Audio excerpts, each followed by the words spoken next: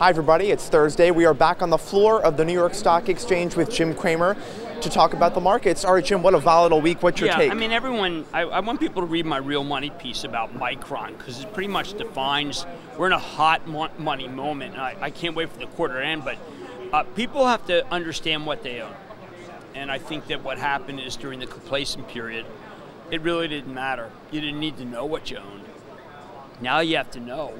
And the more you know, the less scared you would be, but the less you know, the more scared you are. And scared people sell at the wrong time. I've been dealing with some people just today who are freaking out, and I'm just telling them, get out. Get out. If you're freaking out, you don't know the stock. I don't want you as a co-shareholder. Now, you may think that's a harsh verdict. It's not. I want people to sell because if the market does go down some more, they're going to sell lower. And I just want them to have the capital to buy. I'm not being cruel. I'm just saying that I've seen many a sell-off. And I mean, look, I remember a sell-off where U.S. robotics cratered. It was in the late 80s at USRX.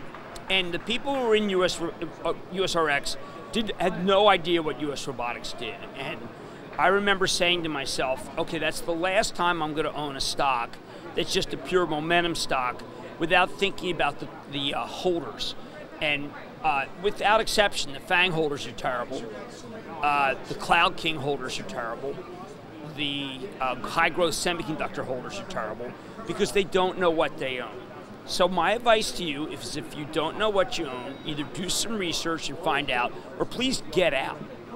Get out because you're going to be shaken out at a lower price because your strength is your education and your weakness is your ignorance. All right, good advice during this volatile week.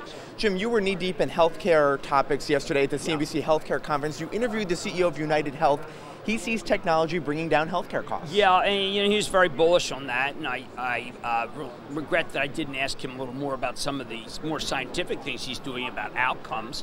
I did talk about the medicine stores that he's developing that can produce the same results as for 90% of what happens in an ER for 1/10 the cost, and they have a Walgreens private pilot program. Now, they're not the kind of company that's going to brag about a pilot program. They're observing things. They're a very conservative company, and they don't make any claims.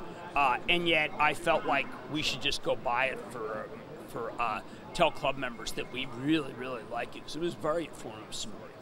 Meanwhile, it was interesting to see the PVH CEO acknowledge that China does not play fair when it comes to trade. Right. China's a huge market for them. They sell through all the traditional holdings that we trade that are online. It was Manny Chirico's best quarter, I think, that he's ever had.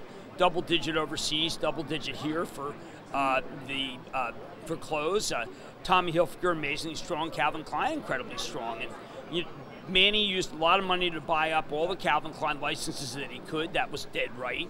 He bought Tommy Hilfiger right. A lot of people felt that Tommy Hilfiger's growth had slowed. He said, no, that's just waiting for the stores to come back. Thank heaven he stuck with his guns. The major department stores in this country, Macy's is his biggest venue. What do you think Macy's is doing? If that's the biggest venue and he has those kinds of numbers, buy Macy's. Yeah, Jeff Gannett, by the way, doing a fabulous job. Yeah. I've liked that stock since 18. And you came out last week talking about PVH, warning people to buy it. Yeah, I said just go buy it. You know, just go buy it because this writing was on the wall that it would be fabulous, and it was and is. Meanwhile, Action Alerts Plus holding Constellation Brands, what a quarter. Now they're going to try to keep that one down, Scott. They're going to try to drive it down. They're going to find fault in the Corona line because they want to, when I say they, and people, there are a lot of shorts in the name. They saw that the stock went to 230, didn't take out 231, so it didn't take out the high, so therefore they want to create a double top. The company bought back a huge amount of stock. The company increased the dividend a lot, so short sellers have to pay that dividend. But they want to try to break it, and they want to try to break it because of that one line. Now, they kind of broke the stock last time because wine was down. Rob Sands came on Mad Money and said, look, wine's going to come back. It really did come back. Now they're going to say it's Corona. Don't forget, I own Bar San Miguel, and we can't wait till Cinco de Mayo, which falls on a Saturday. There's always issues involving weather and beer, but that's the plan, is to break it. And You know, this is the quarter, this was the month where the shorts came back. And I mean, look at Twitter where Andrew Leff came on and said it was vulnerable because it was vulnerable. And I just understand that not only are your colleagues, your co-owners who turn out to be renters, who turn out to be scaredy cats, who turn out to be ignorant sell, but the shorts are back. And their goal is to drive and break Constellation. And look, I used to watch this stuff. I hated it. I never did it, and I hated it. But I know that people do commission raids, and I see a raid developing, just like you have in Amazon. That's augmented by the president. I'll talk more about that in Action Alerts video. But just be aware that stocks don't always go down on fundamentals. When you have blood in the water, like we have this quarter, there are people who want to profit from it, and they want to make themselves right. Again, I hate it. It should be investigated. The people who do it, I can't stand them.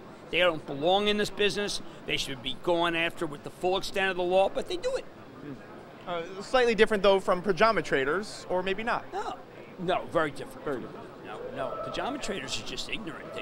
They look at what's going on in Europe and they sell our market, or they hear some. No, this is concerted efforts, and that's, remember, we live in an unregulated market, okay? But when I see the action in Constellation, I know what's going on because I'm been around. I just know it. I hate it. Never did it. Never did it because I think it's patently illegal. All right, Jim, tonight you have the CEO of NVIDIA on Mad Money. Congrats on that. They're trying to break that stock, trying to break it by saying I want to steal people. And no, watch the video. I'm done. I'm done with this. You got the free stuff. Go be a club member and get the skinny on NVIDIA, okay? All right. I just gave you the skinny on Constellation. Should have saved that for club members. My bad. Okay. Well, we're looking forward to that interview tonight, 6 p.m. on Mad Money.